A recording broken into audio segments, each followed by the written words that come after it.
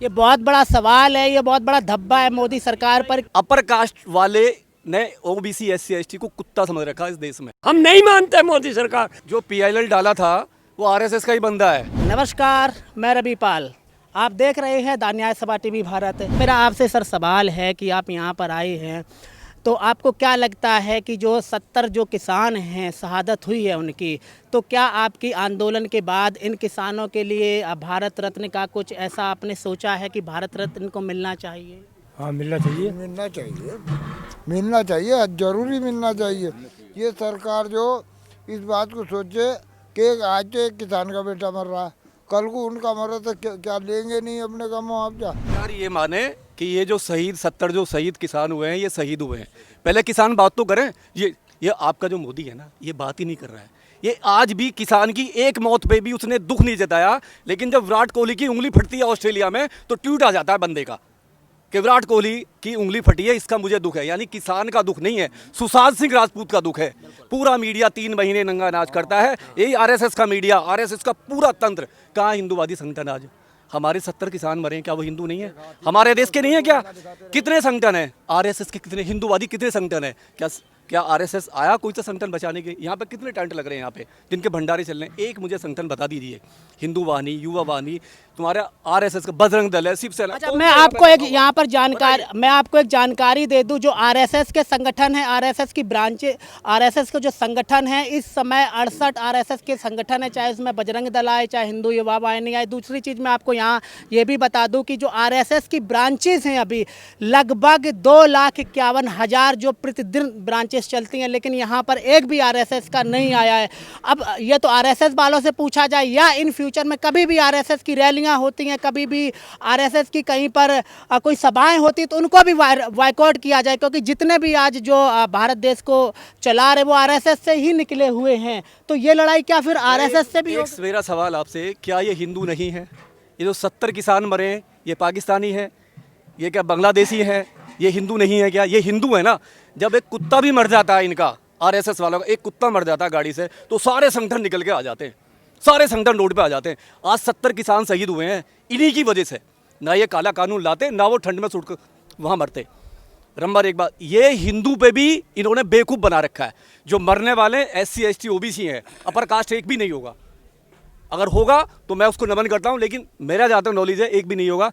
Upper caste वाले ने OBC SC ST को कुत्ता समझ रखा है इस देश में। सुप्रीम कोर्ट का सम्मान है, सम्मान करते रहेंगे, लेकिन जो सुप्रीम कोर्ट सरकार का जज के रूप में वकील बनेगा, उस जज का ना पहले सम्मान करा, ना आज करते, ना आगे करने के। ये बहुत बड़ा सवाल है कि सुप्रीम कोर्ट पर भी उंगली उठाई जा रही है। ये मीडिया आपको लगातार दिखा रहा है कि 4 में से 1 लोग तो बाइकआउट हो गया है। 3 लोग कैसे सुप्रीम कोर्ट या तो 3 लोगों की कमेटी आगे कंटिन्यू करेगी, या फिर इन 3 लोगों में से कोई 1 लोग ऐड किया जाएगा। तो इसका हम क्या माने कि सुप्रीम कोर्ट पर अब लोगों का भरोसा बिल्कुल नहीं रहा है? ये सुप्रीम कोर्ट लोकतंत्र की रीढ़ होती है। इस देश में सुप्रीम कोर्ट लोकतंत्र की रीढ़ थी पिछले 70 सालों से।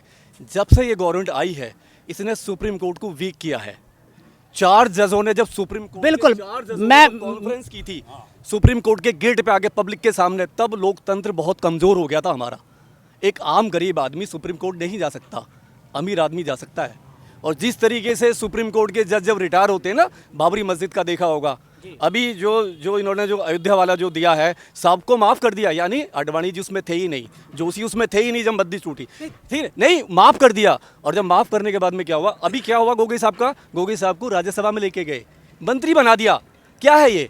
अब ये होगा कि ये लोग फाइनल अपना डिसीजन कराएंगे और जजों को खरीदेंगे, बाद में उनको मंत्री बनाएंगे।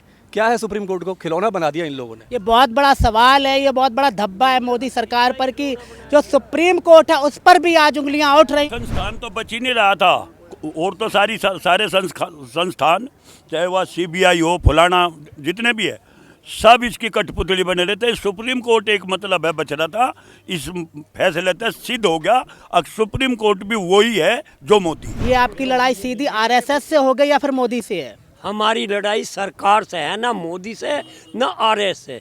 जो भी सरकार अब है फिलहाल हमारी लड़ाई उससे है। ये जो इनके प्रवक्ता बोलते हैं वो बोलते हैं मोदी सरकार। अरे मोदी हिटलर है, मोदी सिकंदर है या मोदी अकबर है, वो जमाने गए।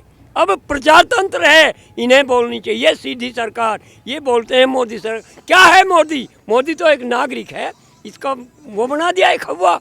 हम नहीं मानते मोदी सरकार, हम मानते हैं प्रजातंत्र की सरकार। और प्रजातंत्र की सरकार को प्रजा की बात माननी होगी और माननी पड़ेगी, आखिर तक यही बात हमारी रहेगी। बहुत बहुत शुक्रिया, आप लोगों ने मुझे अपना समय दिया। सवाल सीधा सा सरकार पर है, सीधा सुप्रीम कोर्ट पर है कि जो सुप्रीम कोर्ट ने कमेटी बनाई है, एक लोग तो बाइकआउट हो गया है, अब 3 लोग बचे हैं।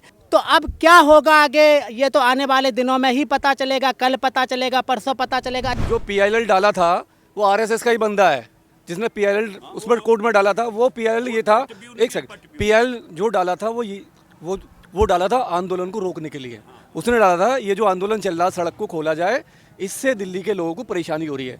तो कोर्ट को ये कहना था आंदोलन चलना है या हटाना है, कमेटी नहीं बनानी थी।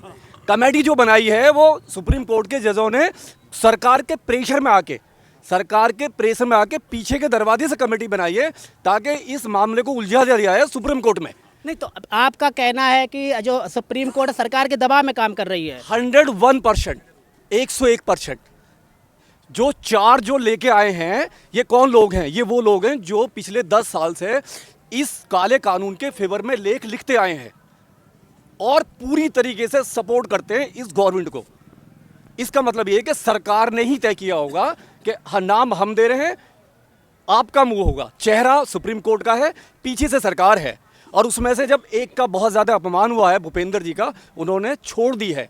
इसका मतलब ये है कि सुप्रीम कोर्ट कहीं ना कहीं डाउन हो चुका है। और इस देश में जो सुप्रीम कोर्ट की रेस्पेक्ट थी ना, एक आम आदमी जो रेस्पेक्ट करता था हाई कोर्ट से हार जाने के बाद में, वो भी ख़त्म हो जाएगी इसके बाद, कमेटी के बाद में।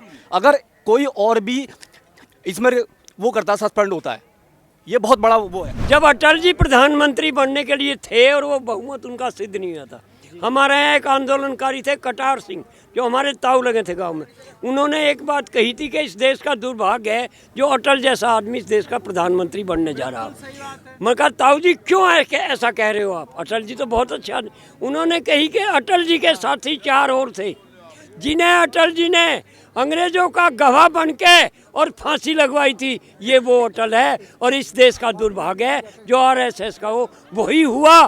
कारगिल युद्ध अटल जी की देन थी। उन्होंने कार सेवा रोक चलाई, बस सेवा चलाई, और कारगिल का युद्ध अटल जी की देन थी। और अब ये भी उसी नीति को अपनाने के लिए जा रहे हैं। आप लोगों का बहुत बहुत शुक्रिया, आपने मुझे अपना समय दिया। ये सीधी लड़ाई सुप्रीम कोर्ट और किसानों के बीच में आ गई है। यह वहीं हम इसको भी ये भी कहें कि ये जो लड़ाई है ये RSS और किसानों के बीच में आ गई है। क्योंकि जो RSS है, RSS के आप सर्च कीजिएगा इस बात पर कि RSS के लगभग 75 संगठन है और एक भी संगठन इस आंदोलन में बिल्कुल भी नहीं आया है। क्या ये हिंदू नहीं है या फिर वो हिंदू नहीं है? तो यह पूरा जो एजेंडा है किसानों के आंदोलन को ख़त्म करने का एजेंडा है, चाहे वो सुप्रीम कोर्ट हो या फिर मोदी सरकार हो। तो आप देख रहे थे द न्याय सभा TV भारत। जय हिंद, वंदे मातरम।